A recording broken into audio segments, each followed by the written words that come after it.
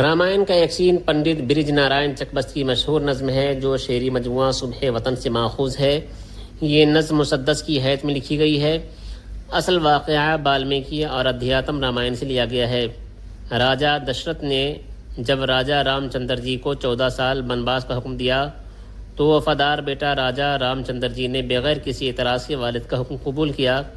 والد کی اجازت کے بعد ماں کوشلیہ کے پاس پہنچے۔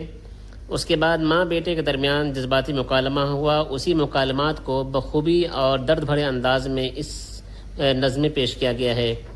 یہ نظم ایثار و قربانی والدین کے احترام کی زندہ مثال ہے۔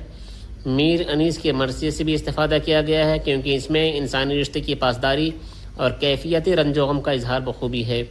مکالمہ بندی محاسن و لفظی و معنوی تشبیہات، علامات، ہندی الفاظ، سادگی اور ہندوستانی تہذیب کے اعتبار سے یہ شاہکار نظم ہے۔ اس نظم کا پہلا بند ملاحظہ کریں۔ رخصت ہوا وہ باپ سے لے کر خدا کا نام، راہ وفا کی منزل اول ہوئی تمام، منظور تھا جو ماں کی زیارت کے اہتمام، دامن سے اشک پوچھ کے دل سے کیا کلام، اظہار بے کسی سے ستم ہوگا اور بھی، دیکھا ہمیں اداس تو غم ہوگا اور بھی۔ بقیہ دیگر اشعار خود پڑھ سکتے ہیں۔